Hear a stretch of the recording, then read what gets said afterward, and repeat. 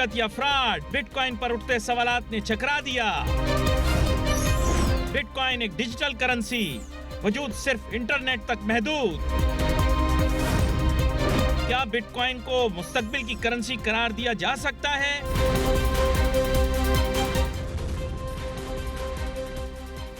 नाजरीन, खुश आमदीद कहते हैं आपको रुपया पैसा में। मैं हूं अली नासिर।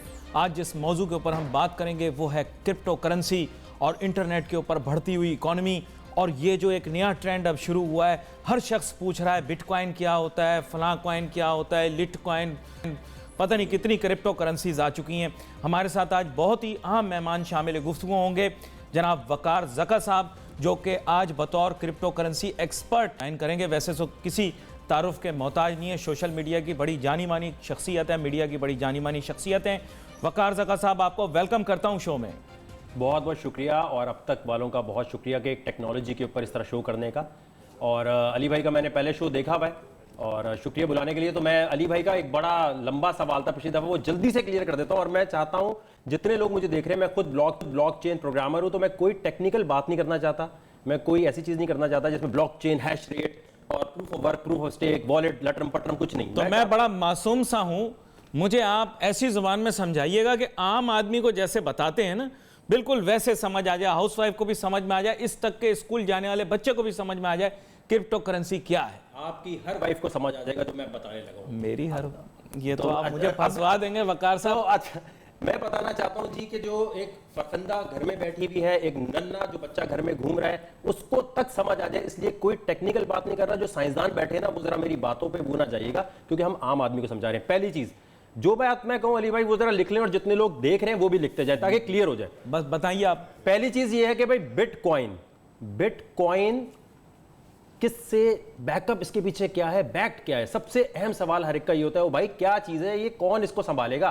पहली चीज ये गोल्ड, मैं जो बोल रहा हूं मेरी थ्योरी है कि gold is backed by human history और कम्युनिटी। दूसरी चीज पेपर मनी, या जो आपके पास रुपया है, ये बैक्ड बाय है गवर्नमेंट अथॉरिटी और ट्रस्ट है गवर्नमेंट अथॉरिटी का, बस इसके पीछे कोई सोना वोना नहीं है। तीसरी चीज bitcoin is backed by technology. अब इसको मैं प्रूव कर देता हूं कैसे। ये तीन चीजें, इंसान और मशीन, ये दो चीजें हमेशा से चलती रही हैं। सबसे पहले प्रिंट मीडिया से पहले या प्रिंट प्रेस से पहले किताबें लिखी जाती थी। तो जो लिखने वाली किताबें थी उसमें क्या होता था कि भाई कोई भी अमजद राशिद आके अपनी मर्जी से कुछ लिख दे, उसको कोई प्रूव करने के लिए जो है कोई भी तब्दीली कर सकता था। और रिलीजियस लीडर और पॉलिटिकल लीडर अपने हिसाब से चेंज करते थे। इसीलिए जब प्रिंटिंग प्रेस आई तो टर्किश गवर्नमेंट जो थी उस जमाने में, उसने बैन कर दिया कि भाई नहीं, ये यहां पर नहीं आएगी। इसी तरह लाउड स्पीकर एक जमाने में कह दिया गया। साहब, आप तो तारीख पढ़ाना शुरू हो गए। आसान बात में ये है कि क्या है बिटकॉइन। अच्छा, टेक्नोलॉजी बताऊंगा तो आप कहेंगे भाई बैकअप क्या है। भाई टेक्नोलॉजी पे बैक करता है बिटकॉइन। ये बात क्लियर हो गई। पहले तो ये ठीक है, समझ में आई, जुज़वी तौर पर समझ। अच्छा, ये मुझे अब मैं आपसे पूछता जाता हूं, बताते जाए ताकि क्लियर हो। पहले ये बताएं, पोस्ट ऑफिस जो है उसमें डाकिया खत लेके जाता था। हाँ, बिल्कुल सही। उसकी जगह क्या चीज आ गई? उसकी जगह अब सिस्टम ईमेल वगैरह का सिस्टम आ गया, एसएमएस का सिस्टम आ गया। अगर आपसे कोई ये कहे कि भाई डाकिया जाते हुए नजर क्यों नहीं आ रहा, कोई बड़े बूढ़े हमारे तो ये बोलते हैं ना भाई कि भाई डाकिया जाते हुए नजर क्यों नहीं आ रहा। पोस्ट ऑफिस में टिकट लगती थी, उसके ऊपर वो टिकट क्यों नहीं लग रही, हुकूमत को जो टिकट का पैसा जाता था वो क्यों नहीं मिल रहा, ईमेल कैसे अलाउ कर दी हुकूमत ने चलना और पोस्ट ऑफिस क्यों पीछे हटा दिया, ये मुझे बताएं। चले, ये बात आपकी क्लियर हो गई, ये बात क्लियर हो गई। ये बात में देखिए, अब बिटकॉइन जब तक आप ये मान लेंगे ना भाई टेक्नोलॉजी पे बेस कर रहा है, तो सबसे पहले क्या था भाई, बार्टर होता था, गाय दो बकरी ले लो। उसके बाद क्या होता है, गोल्ड के अंदर क्या होता था भाई, ये एक गफूर या शकूर ने आके आपको बोला ये गोल्ड है। किसी मजहब ने नहीं बताया, किसी ने आके नहीं बोला, एक बंदे ने बोला भाई ये तुम बकरी गाय देकर क्या बार्टर कर रहे हो, ये गोल्ड रख लो। और ये गोल्ड की वजह से सबका यकीन, गोल्ड हमारा यकीन है, पैसा आपका और मेरा सिर्फ यकीन है, कम्युनिटी बिलीव कर लेती है। गोल्ड के बाद आई पेपर मनी। बैंक ने आके हमें बेवकूफ कैसे बनाया, सब ये समझ लें। अब जरा जो पॉलिसी इन्होंने बनाई, हमारा 100 रुपया पड़ा हुआ आज डी वैल्यू क्यों हो रहा है? भाई मेहनत तो अली भाई आप ऐसे ही कर रहे हैं ना, आपकी सैलरी आप क्यों बढ़ाने के लिए बोलते हैं? क्योंकि ये डी वैल्यू हो रहा है। 100 रुपए को डी वैल्यू हमने तो नहीं कहा, ये तो इनकी पॉलिसीज की वजह से हो रहा है। अब बैंक में आज जाके 25,000 रुपए अगर रखवाते हैं या 50,000 रुपए, तो एटीएम पे आप कितने निकाल सकते हैं बताएं, डेबिट पे कितने निकाल सकते हैं अली भाई? नहीं देखें, बात है नहीं, पहले 25,000 50,000 निकाल ले, कोई 1 लाख निकाल ले, नहीं, लेकिन उसमें या पूरा बैलेंस निकाल ले, डेबिट कार्ड है तो नहीं, पूरा बैलेंस नहीं निकाल सकते एक दिन में। एक वक्त में मतलब 20-25,000 50,000। देखिए ये कॉन्सेप्ट क्लियर होगा, मुझे इस चीज की अभी देखिए एटीएम जो है, एटीएम से आप एक दिन में अगर लाख रुपए आपने रखवाया अपना, तो कितने निकाल सकते हैं? 25,000 निकाल लेंगे। ओ भाई, ये बैंक क्या मेरी कोई कमेटी वाली आंटी है जिसने कहा है कि आज 25,000 निकाल सकते हो? मैं 1 लाख पूरा क्यों नहीं निकाल सकता भाई? 1 लाख मुझे पूरा निकालने की इजाजत लेकिन उसके पीछे कुछ ठोस है ना। नहीं ठोस, एक बैंक है, एक बैंक में अफराद हैं, वो 25,000 क्यों रख रहा पीछे है? स्टेट बैंक है, 25,000 रुपए क्यों रख रहा है? नहीं मतलब लिमिट 25,000 क्यों है? 1 लाख निकालने तो भाई, क्रेडिट तो नहीं है, मेरा डेबिट है। अगर 50 लाख रखा होगा बैंक में भी जाऊंगा, 50 लाख निकालने, बैंक मैनेजर कहेगा वापस कब शायद लाएंगे? ये कोई सेफ्टी फीचर हो। नहीं, कोई सेफ्टी फीचर नहीं है भाई, मेरा 50 है, मुझे आज मेडिकल के लिए 50 लाख अभी निकालना है। बैंक बोलेगा भाई आप बताइए निकाल क्यों रहे? तो सोचने की बात, चेक पे तो नहीं मना करेगा ना? नहीं मना क्यों नहीं, आप अब भी जाएंगे 50 लाख नहीं होगा बैंक में, वो कहेंगे 3-4 घंटे के बाद आओ। 3 ये होता है ना, ये ह्यूमन पॉलिसीज है जिसकी वजह से पूरी जो वैल्यू है वो डी वैल्यू हो चुकी है पैसे की। पैसे की जो डी वैल्यू हुई है उसके बाद आती है टेक्नोलॉजी। जैसे मैंने कहा डाकिए के जगह आ गया ईमेल, इसी तरह टेक्नोलॉजी ने कवर कर लिया। अब एक गलत बात करते लोग आके कि इसके पीछे कोई नहीं है। कोई नहीं। जापान, अभी आप लिखें जापान में बिटकॉइन लीगल है या नहीं है? ये कोरिया में क्यों नहीं है? नहीं, अब यहां से कोरिया में मसला है ना। नहीं, कोरिया में भी कोई मसला नहीं है। ये अफवाहों पे ना जाए, कोरिया गवर्नमेंट पे जाए। जापान, कोरिया, रशिया ने डॉलर को गिराने के लिए इस चीज को कर दिया। अब जो भी डार्क वेब और डीप वेब को समझता है वो तो मानेगा, जो गूगल पे ऊपर रहते हैं वो वही बन जाएगा। भाई वो एरिया डॉक्टर कयामत का है, वो रहने दें आप। नहीं, वो उनका तो खैर बिल्कुल भी नहीं है, बहुत पुरानी चीज है, अभी उनको भी किसी ने नया आके बताया। तो खैर मेरा बताने का मतलब ये अच्छा, अब आपने कहा टेक्नोलॉजी, आपने कहा ठीक है, अब ये पीछे जो जापानी नाम वाली शख्सियत है वो कौन है? वो तो कहता है फर्जी आदमी है। अब अगर कोई डार्क या डीप, नहीं कोई फर्जी आदमी नहीं है, ये एक बना के छोड़ दिया उसने। नहीं, ये है गूगल, ये गूगल की मालूमात है जिसकी वजह से लोग परेशान है। गूगल पे यही आता भाई, जो ओरिजिनली है कि 2008 में 171 लोगों की प्रोग्रामिंग टीम जापान ने बनाई, जिसका नाम सतोशी नाकामोटो रखा गया। ये प्रोग्रामिंग टीम है, एक बंदा नहीं है। अगर एक बंदा होता तो कब का पैसे खा के निकल चुका होता। जापान ने इस चीज को बनाया और सबसे पहले जापान ने 4 साल टेस्ट करने के बाद इसको अपना लिया। 2017 में जापान, लोग तो कहते हैं कोई गोरा है उसके पीछे गोरा है। मुझे ये बताएं जापान ने क्यों अपनाया सबसे पहले? अगर एक करेंसी यन है, एक मुल्क एक करेंसी दूसरी क्यों अलाउ कर रहा है? अच्छा, यहां समझने की चीज है कि पैसा जो है, टेक्नोलॉजी के बाद एक चीज समझे, यहां पर हर कोई कहता है ना, कंफ्यूज होता है। पैसा जो है वो मीडियम ऑफ एक्सचेंज है, एग्रीड, मान गए, ठीक है, लेकिन पेमेंट ट्रांसफर नेटवर्क के लिए, अच्छा इसकी 3 क्वालिटीज हैं, store of value, medium of exchange and legal tender. इसके बारे में आपसे बात करता हूं, छोटी सी ब्रेक मुझे लेनी है, ब्रेक लेके वापस आते हैं, क्योंकि मैं भी बड़ा बेताब हूं जानने कि ये सतोशी कौन है और आप उसकी तफसीलात बता रहे हैं। Let's take a short break.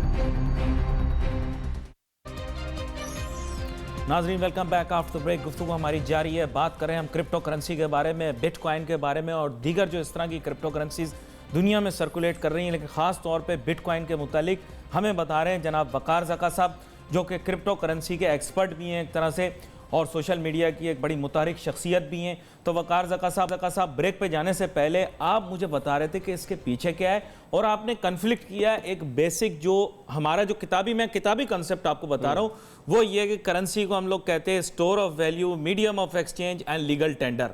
तो आपने इस पर थोड़ा डिस्प्यूट भी किया, तो इसको भी थोड़ा मुझे क्लियर कर दें। और दूसरा ये ज़रूर क्लियर करें कि ये सतोशी नामी जो चीज़ है, तंजीम है, क्या है, इसका भी ज़रा क्लियर करें कि इसके पीछे क्या है, क्योंकि आपने टेक्नोलॉजी कहा, चलो ठीक है मैं मान लेता हूँ, लेकिन ये चीज़ मुझे क्लियर। अच्छा चलें, आपके ये चीज़ तो क्लियर हो गई ना कि भाई टेक्नोलॉजी बैक कर रही है इसे, ये क्लियर है? ठीक है, आपने बोला वो डाकिया वाली बात समझ में आ गई, टेक्नोलॉजी है तो पीछे, लेकिन सही तरह बताएं, आई या नहीं आई? आ गई ना, जुज़वी तौर पर समझ में आ गई, लेकिन रेजिस्टेंस जहन में होती है, जैसे आपसे ब्रेक में भी बात हो रही है, एग्री टू डिसएग्री एक अलग चीज़ है, रेजिस्टेंस है। अच्छा चलें, ये तो मान लिया कि टेक्नोलॉजी बैक करी। अब दूसरी बात सकते हैं, अब पहली बात हम ये आते हैं कि भाई इसके अंदर प्रॉब्लम ये है कि एक जो पैसा होता है वो सिर्फ मीडियम ऑफ एक्सचेंज है, लेकिन जो क्रिप्टो करेंसी है, मैं बिटकॉइन में सबकी बात कर रहा हूं, crypto currency medium of exchange भी है और पेमेंट नेटवर्क भी है, यानी यही वेस्टर्न यूनियन मनीग्राम भी है और यही आपकी मीडियम ऑफ एक्सचेंज भी है सर, लेकिन ये नया कैसे बनता है? जैसे करेंसी है, स्टेट बैंक छापती है। अब मैं बताता हूं, अब ये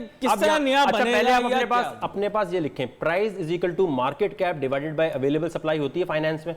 चलो ठीक है, यानी जो कुछ मौजूद है, जो कुछ मौजूद है उसकी जितनी तलब है, समझ गया। अच्छा, ये मुझे पता है। अब मैं आपको बताता हूं, नहीं अवेलेबल सप्लाई गोल्ड की या पैसे की या डॉलर की पता है हमें? महदूद होती है, यानी जितना करेंसी महदूद नहीं होती। महदूद वो तो प्रिंटर से जरदारी साहब ने एक दफा कितने छाप दिए थे, टपाटप टपाटप छाप रहे थे, बस छाप रहे थे ना भाई। ये तो प्रिंटर से जितने भी निकाल दो।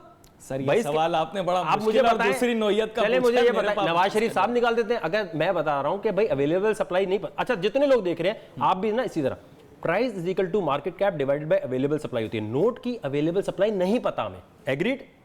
चले ठीक है, this is one of the grabbing it, ये इतने I am grabbing A part of it. नहीं ऐसी बात नहीं कि आई एम नॉट अंडरस्टैंडिंग, नहीं बुनियादी तौर पे जितना मुयस्सर है और जितनी उसकी तलब है दुनिया में। अब वो प्रिंटर से जितना भी छाप लें आप, इसका मतलब ये है कि क्रिप्टो करेंसी ने सबसे पहले ये किया कि गोल्ड और पेपर करेंसी की ये चीज उठाई कि भाई अवेलेबल सप्लाई एक रहेगी, यानी 21 मिलियन जो है इसकी सप्लाई है बिटकॉइन की, और दुनिया में ये फिक्स है, फिक्स है, इससे ज्यादा नहीं हो सकती, ये नहीं हो सकती इससे ज्यादा। इसीलिए तो फिर ये माइनिंग क्या करते रहते हैं? माइनिंग देखिए, नया निकालना है बिटकॉइन। ईमेल, अब वही बात, डाकिया जाते हुए नजर नहीं आता, ईमेल जारी। ईमेल कैसे जाती है? सर्वर के थ्रू, गूगल याहू इसी के थ्रू जाती है।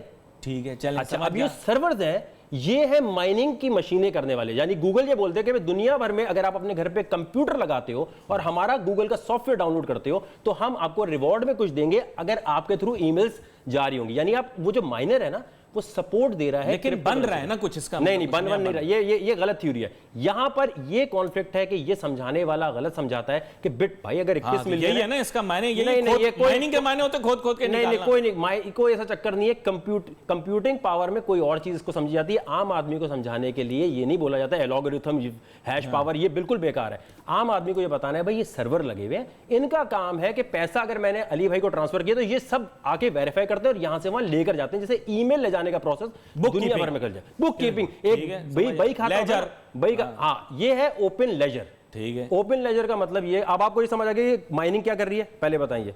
खाते संभालने का मतलब काम है, इसके लिए हमें पैसे देगा, कौन देगा ये नहीं बताया। जो शकूर जाकर एक कर रहा होता है ना सर्वर पे, शकूर नहीं, सतोशी नहीं है ना इसमें, ये गलत बात है। सतोशी जो है वो पीछे बना के चला गया। अब इसके अंदर जितनी क्रिप्टो करेंसीज है ना, इनके पीछे कहते हैं डिसेंट्रलाइजेशन। जैसे अब आ गया विकीपीडिया, पहले क्या होता था इंसाइक्लोपीडिया, यानी किताब जाके लेनी पड़ती थी और वहां जाके आपको बताना पड़ता भाई ये मेरा रिकॉर्ड इसमें डालो। विकीपीडिया पे कोई भी रिकॉर्ड डाले, कोई भी एडिट कर ले, ठीक है, उसके अपने एडवांटेज डिसएडवांटेज है, लेकिन मैकेनिक्स है डिसेंट्रलाइजेशन। लेकिन कोई भी करेंसी डिसेंट्रलाइजेशन के ऊपर नहीं होती, वो बनाई जाती है। अब जैसे मैं प्रोग्रामर हूं ब्लॉकचेन का, अगर मैंने एक प्रोटोटाइप बनाया और मैं हुकूमत पाकिस्तान को आज दावत देता हूं, स्टेट बैंक को दावत देता हूं कि मेरी सर्विसेज फ्री ऑफ कॉस्ट हाजिर है, खुदा रसूल का वास्ते आपको कि आप क्रिप्टो करेंसी स्टेट बैंक अपनी बना ले, मैं आपको 5 मिनट में बना के दे दूंगा। आप नोट करें ouicoin.com, vcoin.com, ठीक है भाई, शुक्र है कोई पढ़ ले, कोई पढ़ ले, मैं तो वही पढ़ रहा था इसको। ये मैंने एक प्रोटोटाइप बनाया है कि भाई स्टेट बैंक इसे देख ले, ouicoin.com, ouicoin। अब कहते हैं ना पीछे कौन है, इसके पीछे मैं हूं। State bank is very conservative, तो अब उनको तो समझाना नहीं, आज अगर पाकिस्तान के अंदर क्रिप्टो करेंसी आ जाए तो इसका मतलब ये है कि पाकिस्तानी रुपए की वैल्यू बिटकॉइन की ही तरह ऊपर जाएगी, क्योंकि इसकी अवेलेबल सप्लाई फिक्स्ड होगी। स्टेट बैंक को इसके अगेंस्ट नहीं जाना चाहिए, फौरन से पहले अपनी क्रिप्टो करेंसी लॉन्च कर देनी चाहिए। सिर्फ इसमें एक प्रॉब्लम है, जिसके पास भी बिटकॉइन होता है, अगर आपके पास है ना एंटी मनी लॉन्ड्रिंग का अगर कोई भी चक्कर होगा, अगर इसके अंदर कोई भी टेररिस्ट एक्टिविटी को फंड होगा, तब एफआईए आके पकड़ लेगी। ये जो आप कहते हैं ना छापे पड़ रहे होते हैं, ये छापे इस बात पे नहीं पड़ रहे कि मेरे पास बिटकॉइन है। अगर मैंने किसी ऐसे बंदे से खरीदा जो कि ऑलरेडी लिंक है किसी टेररिस्ट एक्टिविटी करने वाले से, सहूलतकार से, तो वो फंस जाएगा। चलें, स्टेट बैंक को आपने जो इस्तेदा करनी थी कि मुझे समझाएं सर पीछे कौन है। अभी तो बताया टेक्नोलॉजी है, टेक्नोलॉजी आपने बोला ये सतोशी जो है कि उसके बाद क्या हुआ, खुला छोड़ दिया। अब मैं बताऊं, अब ये मार्केट में खुली घूम रही है, कोई इसका मालिक नहीं, कोई इसका वाली वारिस नहीं। भाईजान इसकी बात इसी तरह के गूगल पे आप ये कह रहे हैं यार गूगल ने बना दिया तो डाकिया जाते हुए क्यों नहीं नजर आ रहा, फिर घूम के वहीं आ गए। भाई गूगल पे ईमेल करते हुए कोई बंदा लेके जा रहा है या कंप्यूटर लेके? इसका वाली वारिस कौन है? वाली इसकी टेक्नोलॉजी, इसका वाली वारिस जो है सारे लोग हैं, इसकी टेक्नोलॉजी है। देखिए पहली बार आप कह रहे हैं इसकी कलेक्टिव जो है वो एक तरह से होना चाहिए। देखिए इसके अंदर समझने की सबसे अहम चीज ये है कि जैसे ईमेल करते हुए अब कोई बंदा तो नहीं आपके ईमेल आगे फॉरवर्ड करता, वो एक मैकेनिक्स बना दिया गूगल ने, याहू ने, उसके बाद हॉटमेल ने, अब वो ईमेल खुद जा रही है। तो इस तरह एक दफा बाकी चीज समझ में आ गई, ये चीज पे मैं मुतमईन नहीं हुआ। कौन सी वाली पे? ये वाली पे, इसके लिए मैं एक छोटे से ब्रेक के बाद दोबारा से आपसे बाकी सारी चीजें मैं समझ में आ गई, ये वाली बात जो है ना हजम नहीं होती। वकार साहब सॉरी, माजरत के साथ यहां पर एक छोटी सी ब्रेक लेनी है, ब्रेक के बाद वापस आते हैं और जानने की कोशिश करते हैं कि how is it collectively managed. Let's take a short break.